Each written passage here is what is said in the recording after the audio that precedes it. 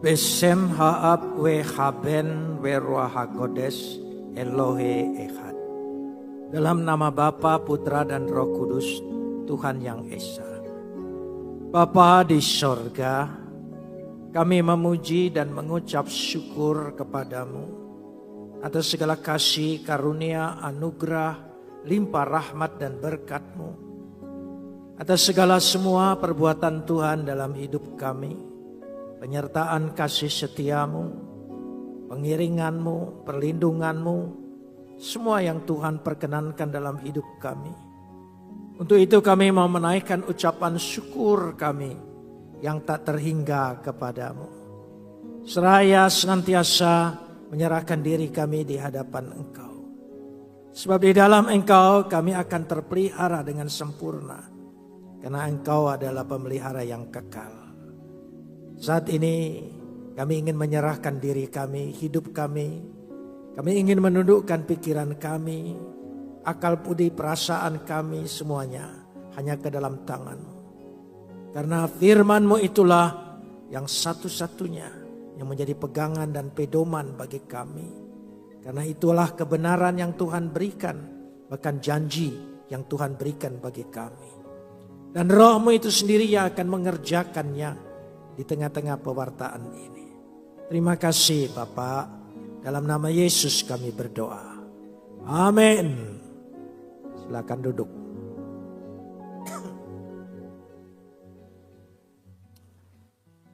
Shalom. Pagi ini kita akan bersama-sama membaca firman Tuhan yang terambil dari Mazmur 139 ayat 1 sampai ayat 6 saja. Mazmur 139 ayat 1 sampai 6. Kita akan membacanya saling sahut bersautan. Saya awali ayat yang pertama, jemaat kedua dan seterusnya saling ganti bergantian sampai tiba pada ayat yang ke-6. Untuk pemimpin biduan, Mazmur Daud. Tuhan, Engkau menyelidiki dan mengenal aku.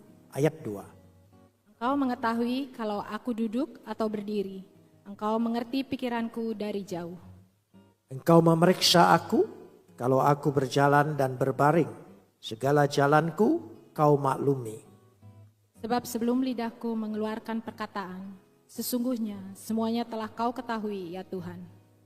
Dari belakang dan dari depan Engkau mengurung aku dan Engkau menaruh tangan-Mu ke atasku. Terlalu ajaib bagiku pengetahuan itu, terlalu tinggi, tidak sanggup aku mencapainya. Kapot lecha Adonai Elohenu kapot lecha. Segala kemuliaan ya Adonai Tuhanku, kemuliaan bagimu. Hari ini kita memulai membahas one mind, pikiran. Dalam perbendaharaan bahasa Yunani, kata pikiran ini sangat banyak. Kalau saya bahas satu persatu, nanti hanya membahas kata-kata Yunani tentang pikiran. Tapi ada beberapa yang saya catat penting untuk supaya kita fokus dengan pembahasan kita tentang pikiran. Yang pertama, akar katanya dalam bahasa Yunani disebut nous. Nous itu brain. Akal, ya bisa saja otak, itu nous. Tetapi setiap kegiatan pikiran, bahasa Yunani punya istilahnya sendiri-sendiri. Sesuai dengan kategori-kategorinya sendiri. Sehingga luar biasa. Dan saya percaya karena memang dari filsafat Yunani lah berkembang segala pikiran. Dari situ. Kata yang penting sekali dikatakan di situ ketika kita memikirkan. Tapi kecenderungan kita memikirkan itu negatif. Boleh dikatakan jahat. Itu disebut dianoia. Jadi memang seringkali pikiran-pikiran jahat itu semacam diwariskan. The first knowledge. Ya, pertama, pengetahuan pertama. Sejak manusia jatuh dalam dosa. Pikirannya sudah dikuasai oleh dosa. Itulah disebut dianoia tadi. Sehingga pikiran-pikiran jahat itu lebih berkuasa, punya kekuatan dalam diri kita. Itu diungkapkan dalam Efesus pasal 2 ayat yang ketiga. Coba lihat Efesus pasal 2 ayat yang ketiga. Sebenarnya dahulu kami semuanya juga terhitung di antara mereka. Ketika kami hidup di dalam hawa nafsu daging dan menurut kehendak daging dan, tolong sambung, pikiran kami yang jahat. Jadi pikiran yang jahat itu. Bahkan kadang-kadang pikiran kita itu tidak menghasilkan apa-apa.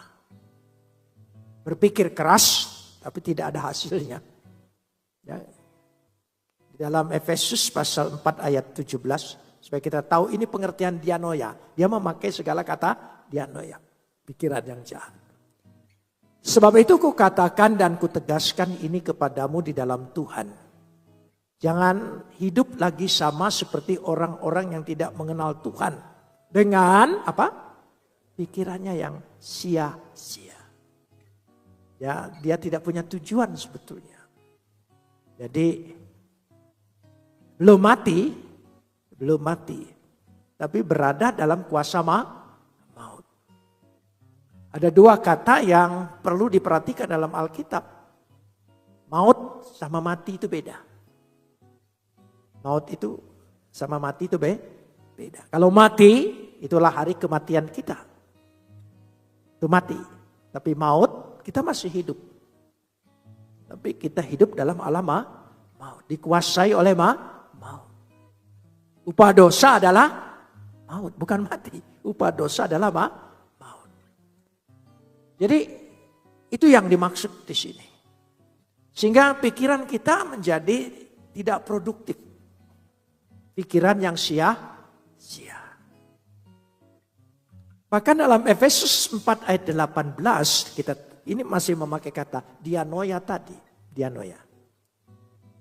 Dikatakan di situ dan pengertian yang gelap. Pikiran, pengertian hasil dari pikiran, yaitu pikiran yang gelap. Ya, pengertian yang gelap. Jauh dari hidup persekutuan dengan Tuhan. Itulah asal mula pikiran kita tertawan, terjebak, terpenjara dalam pikiran-pikiran yang jahat. Karena itu beingnya dari pikiran kita, manusia sejak jatuh dalam dosa, itu sudah dikuasai oleh maut, oleh dosa. Sehingga memikirkan hal yang berdosa tidak perlu latihan. Sudah otomatis, ya, nempel dia, cepat sekali. Tapi untuk memikirkan hal-hal kebaikan, hal-hal Tuhan, kita harus berjuang. Itu buktinya, noia tadi, dianoia tadi, ya, dianoia tadi. Karena itu selanjutnya pikiran kita ini seringkali nanti kita akan bahas bahwa kita memikirkan perkara-perkara yang lama, yang lalu. Noima. Sehingga penilaian kita, sikap hidup kita, gerak langkah kita, dan tujuan kita. Seringkali pikiran-pikiran yang lama itu memenjarakan kita. Mungkin punya masa lalu yang kurang bagus. Hidup dalam keluarga yang kurang baik, kurang bahagia, banyak hal. Dan itu terus menerus. Dan noima ini disaksikan oleh Daud sendiri. Daud berbicara itu dalam Mazmur 77 ayat yang ke-6. Kita lihat dulu beberapa referensi ini. Mazmur 77 ayat yang ke-6. Ya. Aku memikir-mikir, apa yang dipikir-pikirkan ya? Hari-hari zaman purba. Maksud zaman purbakala itu bukan secara arkeologi, tetapi pikiran yang lama. Masa lalu kita, keluarga kita, ya. Tahun-tahun zaman dahulu aku ingat. Sehingga karena itu penting sekali supaya anak-anak itu tidak dihakimi dengan kata-kata yang membuat dia tidak bergerak maju. Karena kata-kata yang lama itu akan teringat kembali. Jadi kalau kita lihat, kita terjebak di situ. Sehingga ketika kita ingin melangkah maju, seringkali terhambat, terhalang. Dan kita lebih merasa terhakimi dengan katakanlah memori masa lalu. Seringkali seperti itu. Karena ini dulu, nanti kita bicara tentang pikiran yang lain yang bebas sekali. Yang ketiga, pronema atau pronema. Ya, diambil dari Roma 8 ayat 5. Roma 8 ayat yang kelima. Sebab mereka yang hidup menurut daging, tolong sambung, memikirkan hal-hal yang daging. Tidak bisa memikirkan hal-hal yang roh. Karena itulah yang dialami oleh manusia.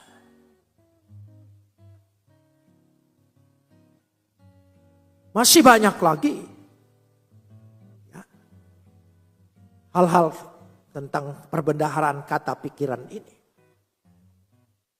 Tapi dari seluruhnya mahkotanya kata pikiran itu logos.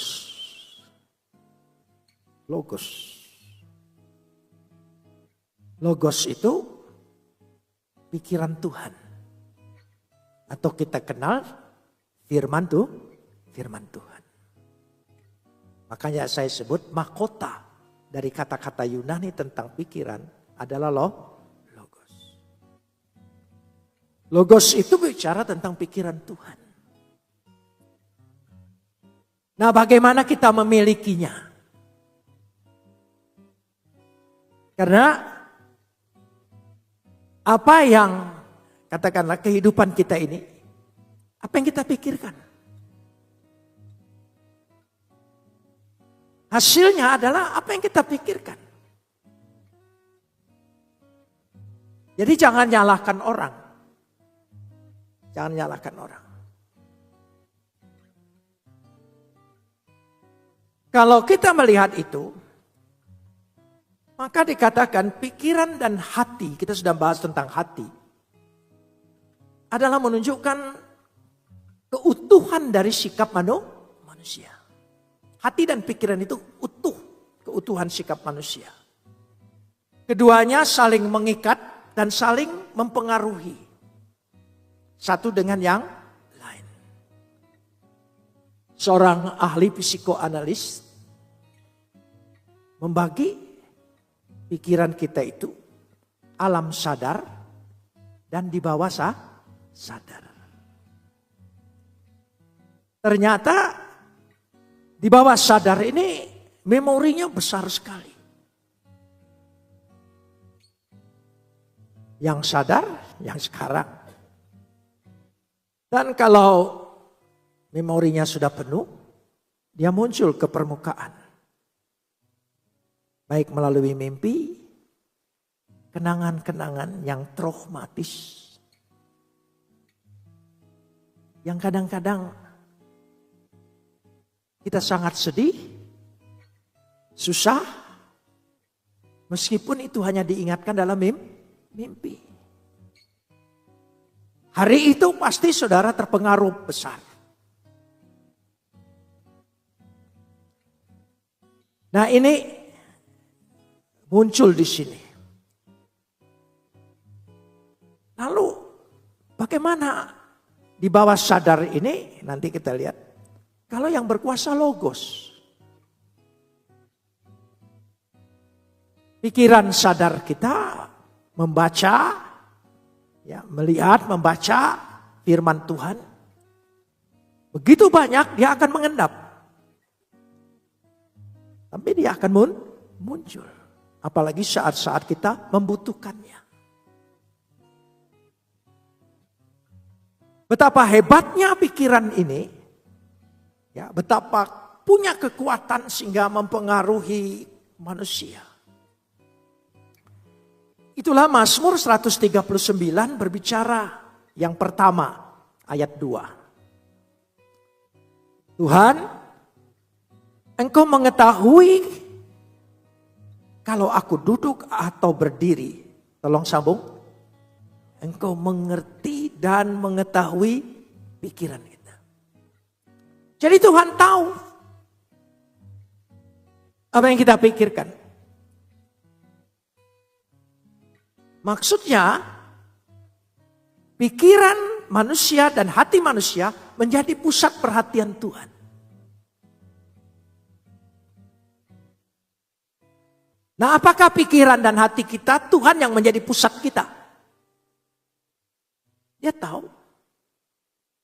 Engkau tidak berpikir tentang dia, engkau tidak berserah pada dia, engkau tidak percaya kepada dia, engkau tidak bergantung kepada dia. Dia tahu. Kalau dia sudah tahu, kita tahu. Maka ketika kita ada kekhawatiran memikirkan makan besok pagi, oh dia tahu. Kalau dia tahu, dia Bapa, mungkinkah dia tinggal diam? Mungkinkah dia berpangku tangan? Mungkinkah dia membiarkan kita? Tidak mungkin. Tapi sayangnya pikiran kita tidak menyerah kepada dia. Saya seringkali melihat banyak hewan-hewan yang terjebak ya, dengan macam-macam. Dan pencinta hewan berusaha ingin menolong. Tapi herannya hewan itu berontak, melawan. Dia tidak mengerti bahwa dia ditolong. Ketika melihat itu saya langsung berpikir, Tuhan ampuni saya. Acap kali saya pun mungkin seperti itu. Karena tidak mengerti dengan bahasa Tuhan. Tapi kalau kita membaca firman Tuhan terus menerus. Kan ada bahasa hati. Ada bahasa batin. Mau tidak mau, dia berbicara dengan diri kita. Ini yang dimaksud tadi. Sehingga kita melihat di situ bahwa pikiran dan hati kita menjadi pusat perhatian Tuhan. Hidup kita bergantung dengan apa yang kita pikir. Tapi sumbernya adalah pikiran. Kalau kita tahu bahwa Tuhan sangat mengetahui, melihat apa yang kita pikir. Yang kedua, masih pada bacaan kita ini, tapi ayat yang ke-17 yang tidak kita baca. Ayat 17. Ayat 17. Bahwa pikiran Tuhan itu sulit dimengerti. Ayat 17, ya. Mazmur 139 ayat yang ke-17. Bisa dilihat. Dan bagiku, apa? Betapa sulitnya pikiranmu ya Tuhan. Betapa besar jumlahnya. Sulit. Besar.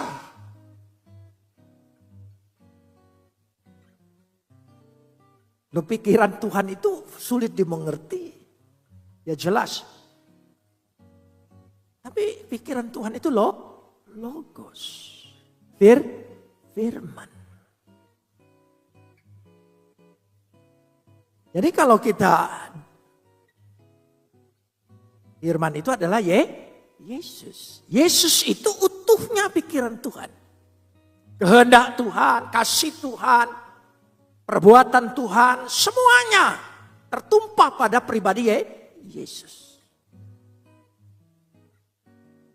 Kita dijamin selamat, kita dijamin diampuni, kita dijamin Tuhan menjamin kita. Tubuh dan darah Yesus.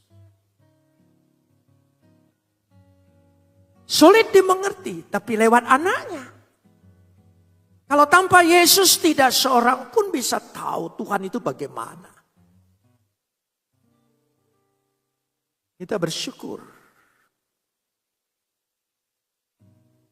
Terlepas dari barangkali dalam mengerti kita tentang logos ini, firman ini.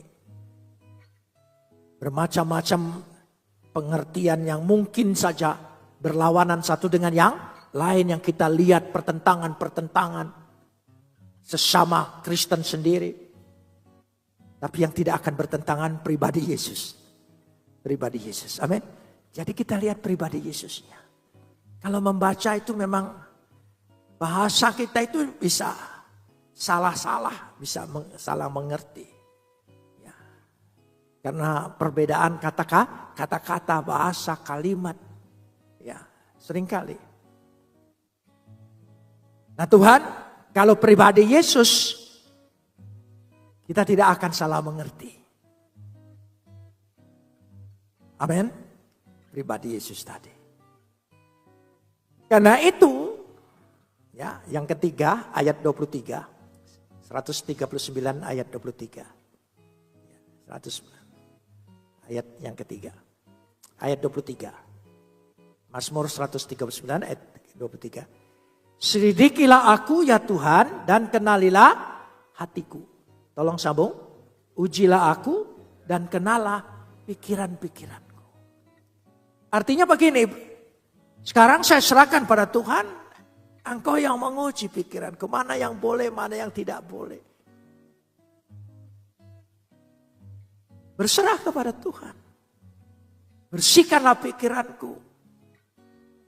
Sebab pikiran yang lama yang dikuasai oleh dosa katakanlah berakar, berkarat, ya terlalu besar sekali.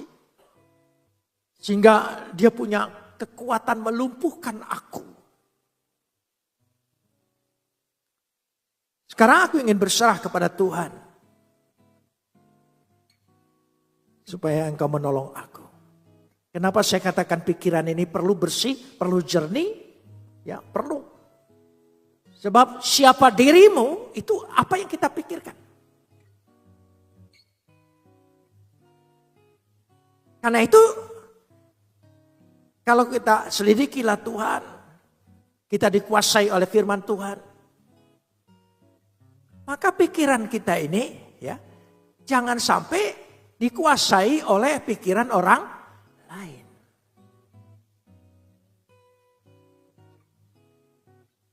Coba Amsal 23 ayat 7a saja. Amsal 23 ayat yang ke-7a. Coba kita lihat. Sebab seperti orang yang membuat perhitungan dalam dirinya sendiri. Tolong sambung. Demikianlah dia. Kalau engkau menghitung dirimu orang yang terkutuk, orang yang gagal, orang yang tidak berhasil, orang yang tidak beruntung, ya itulah dirimu.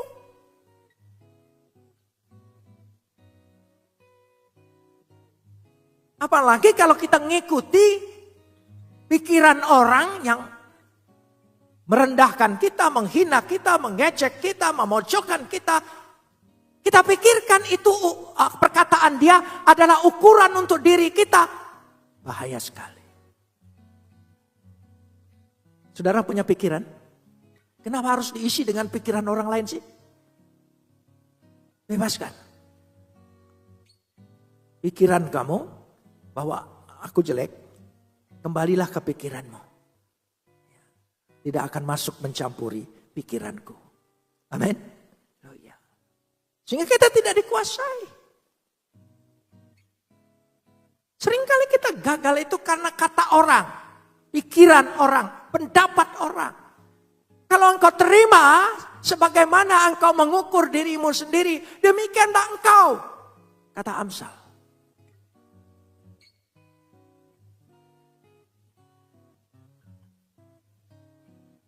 Siapa yang mau menerima di sini? Kalau ada orang berkata engkau orang gagal. Ada yang mau? Nggak mau. Nah, kenapa itu dimasukkan di pikiran? Nanti bagaimana cara membersihkannya?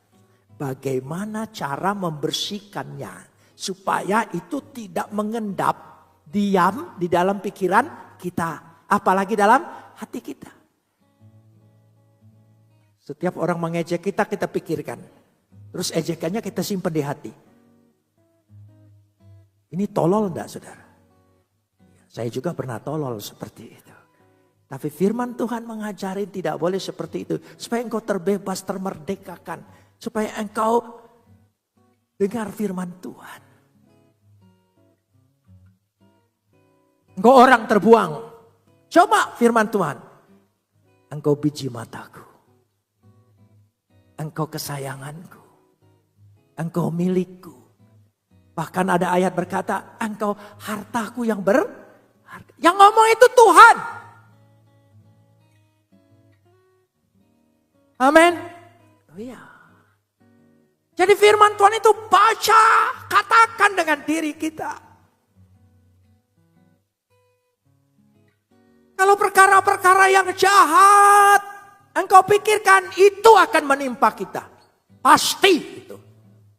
Siapa yang ngomong begitu? Ayub. Ayub pasal 3 ayat 25. Ada yang mau menderita seperti Ayub? Ada di sini mau. Saya nggak mau. Bacanya aja udah ngeri. Saudara ya. Ayub pasal 3 ayat 25. Coba kita lihat. Karena yang kutakutkan itulah yang menimpa aku. Yang kucemaskan itulah yang. Nah saudara.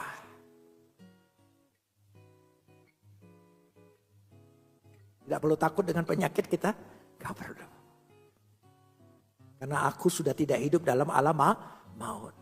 Mati memang bagian finish daripada hidup. Nah soal. Karena bagiku itu hanya airport. Naik pesawat langsung kepada tujuan. Gitu. Hanya kebetulan pesawat saya delay terus. Itu masalahnya. Jadi apa yang ditakutkan itu Ayub punya pengalaman. Jadi yang menimpa dia semua itu yang ada di pikiran Ayub waktu itu. Ayub bilang supaya ini tidak menimpa kamu lagi, maka aku tulis. Saudara tidak takut lapar lagi? Saudara tidak takut gagal lagi? Amin? Saudara tidak takut lagi. Jangan itu. So nanti itu menimpa kita. Karena Tuhan bersama saya tidak mungkin gagal. Karena Tuhan bersama saya pasti bisa. Amin? Ya, amin? Katakan pasti berhasil. Oh iya, ini bukan kata-kata motivator, ya, bahwa kita harus berbukan. Firman Tuhan, aku yang akan membuat engkau berhasil. Apa yang kau buat, aku akan buat engkau berhasil. Itu firman Tuhan.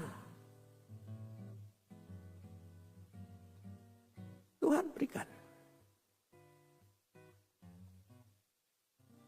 Kenapa sampai dibuat puji-pujian lagu? Mestinya itu terus. Tuhan penyembuhku, Tuhan pemulihku, Tuhan penolongku.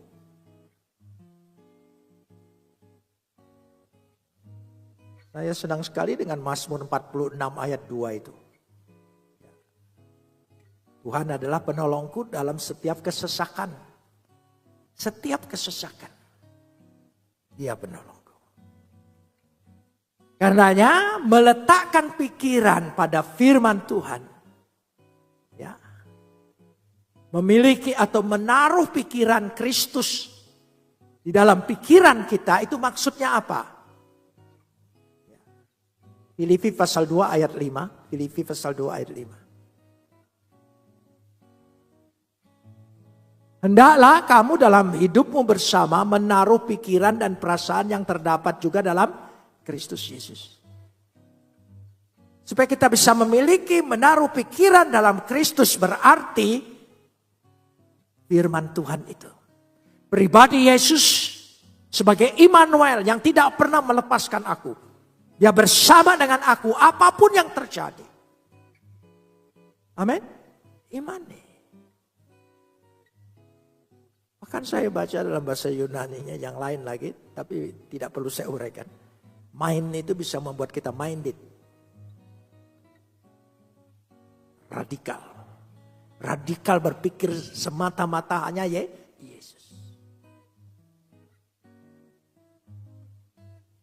Sehingga betul-betul memikirkan, memusatkan itu. Sehingga firman Tuhan itu menaruh pikiran Kristus. Menaruh firman-firman, perkataan-perkataan Yesus. Aku berharga di mata Tuhan. Aku anak Tuhan.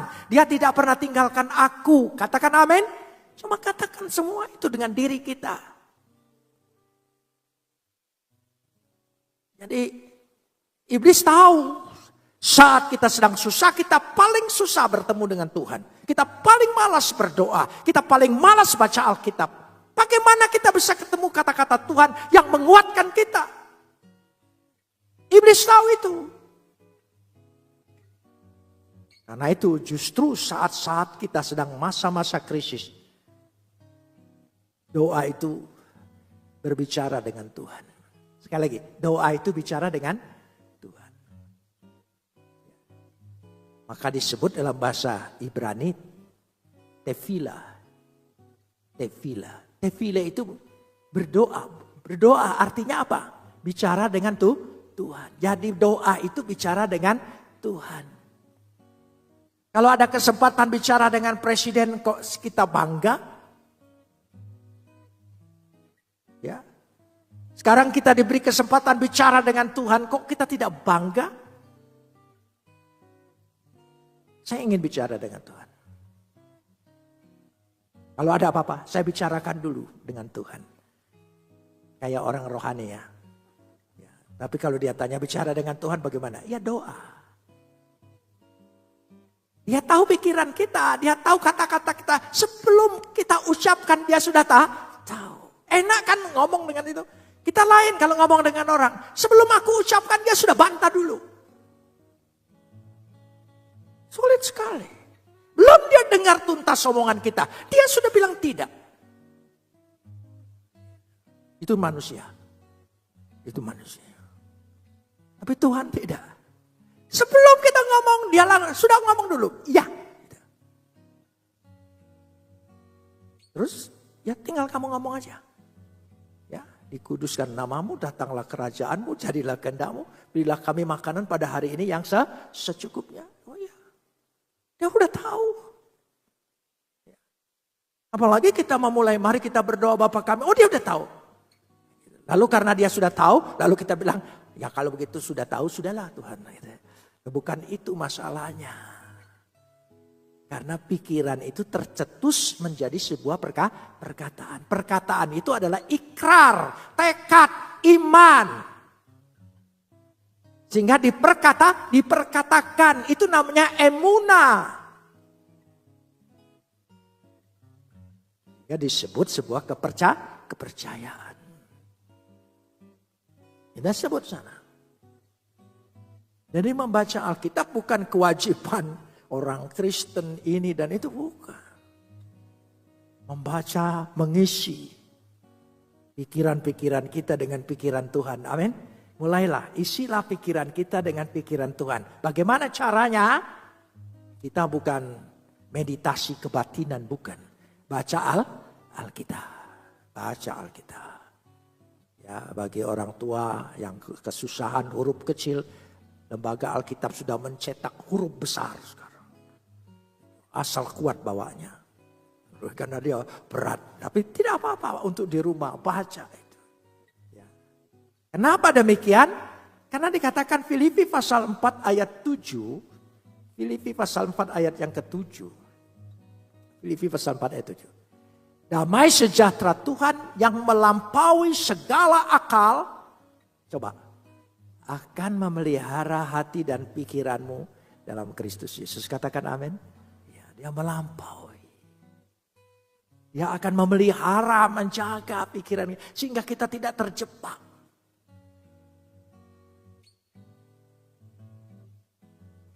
Seringkali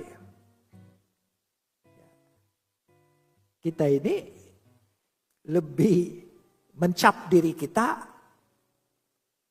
dengan perkataan dan pikiran cap orang lain.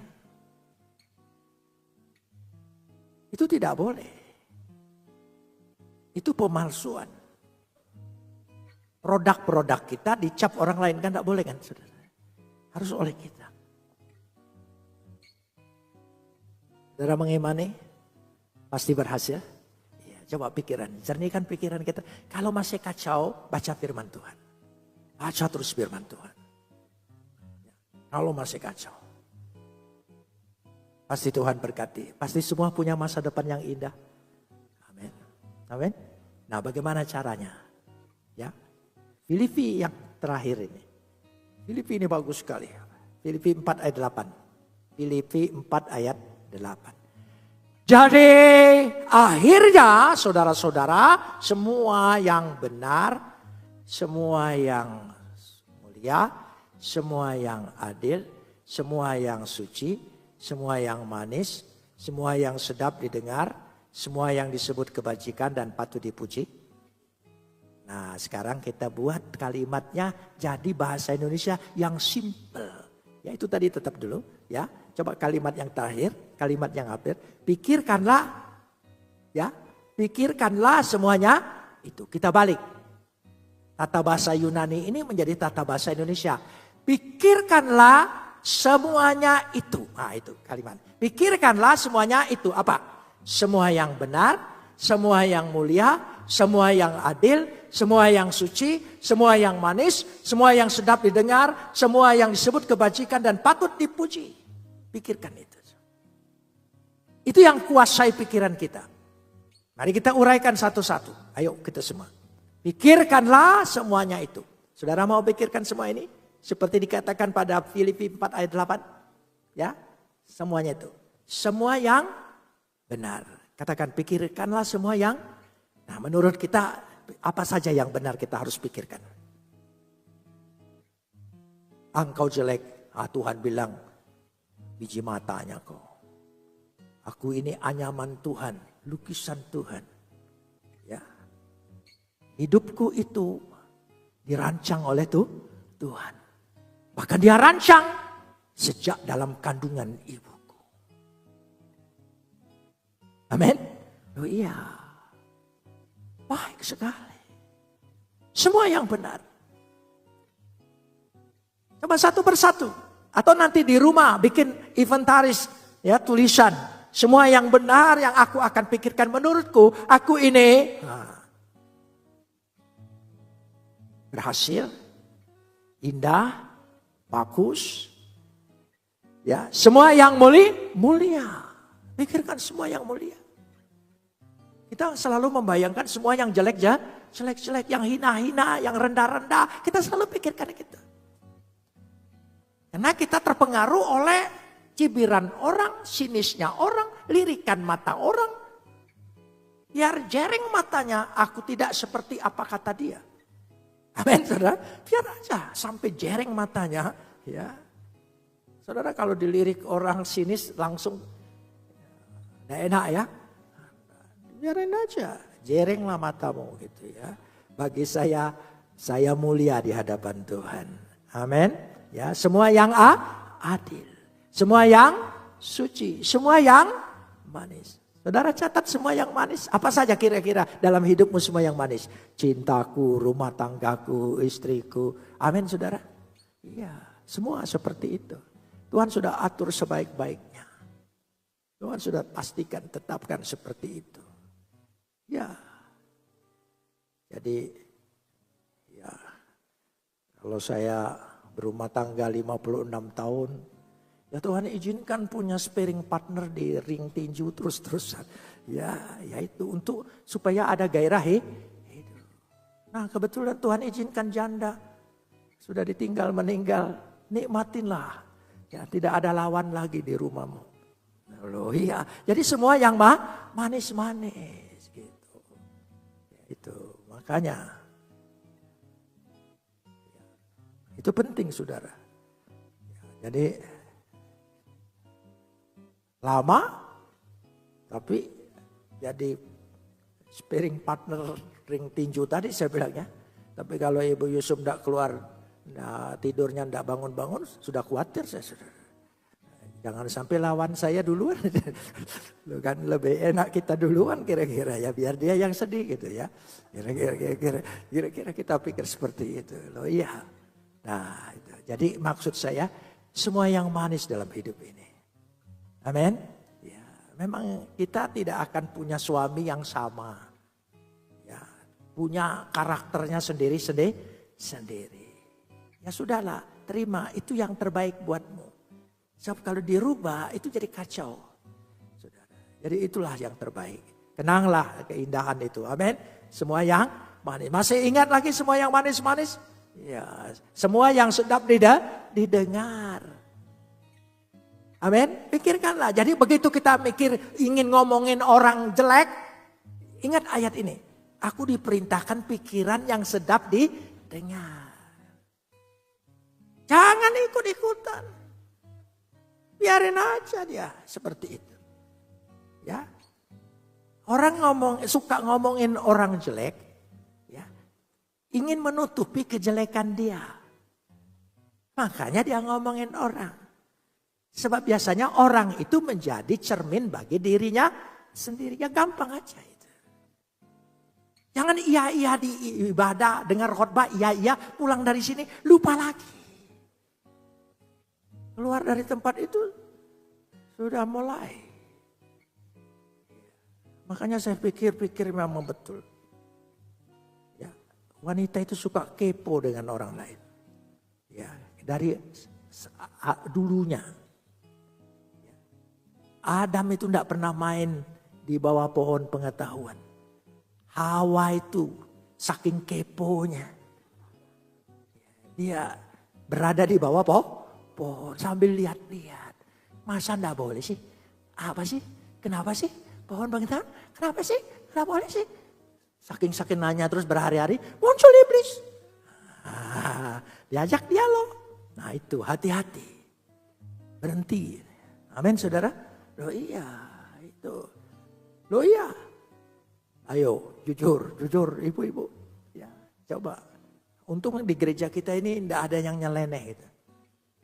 Coba kalau ada ibu-ibu datang yang agak pakaian mentereng segala macam, emasnya semua dipakai, gitu. Datang duduk agak depan, ngelirik nggak? Ya jujur, ayo jujur, iya. Ngelirik sambil siapa ini?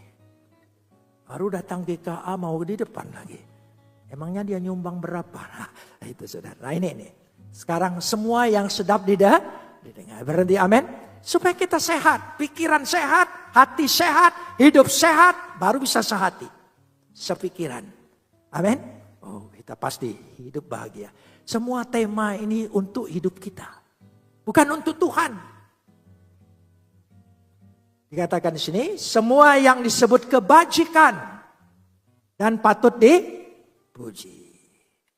Itulah yang kita harus pikirkan. Sekali lagi. Ya, Filipi 4 ayat 8, pikirkanlah semuanya itu.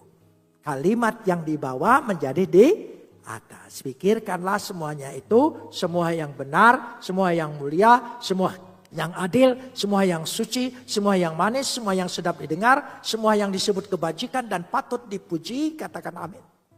Amin. Kita mau pikirkan itu semuanya. Mari. Saya percaya firman Tuhan tidak pernah dusta. Firman Tuhan itu benar. Kalau jernihnya pikiran kita, bersihnya pikiran kita, hidup kita pasti berhasil. Karena hidup kita ditentukan oleh pikiran kita. Makanya saya heran. Luar biasa bahasa Yunani itu. Membahas tentang pikiran. Tapi kuncinya satu. Pikiran itu adalah logos. Artinya pikiran Tuhan. Pikiran Tuhan itu adalah firman. Ya, Yohanes 1 ayat 1 pada mulanya adalah firman. Kaichologos. Logos. Jadi firman Tuhan. Firman Tuhan itulah yang menghidupi kita, yang meyakinkan kita, yang membuat dan membuka hati kita. Saya percaya pribadinya firman Tuhan itu ada pada pribadi Yesus. Kita mau makan tubuhnya, minum darahnya. Dahsyat saudara. Tidak ada ya pelindung yang menyerahkan dirinya untuk melindungi kita. Mau mati dan menyerahkan tubuh dan nyawanya. Suruh minum darahnya. Tidak ada. Kecuali satu, Yesus. Ada juga bawalah korbanmu dan korbankanlah dirimu. Oh, dari dulu saya sudah ngikutin ajaran itu. Ya. Korbankanlah. Untung tidak mati. Kalau mati tidak selamat lagi saudara ya. Sia-sia lagi saudara. Karenanya keselamatan sorga kita sorga yang suci. Tidak ada embel-embel, iming-iming ya. Yang macam-macam itu tidak ada saudara. Karena tidak perlu. Mari kita berdoa.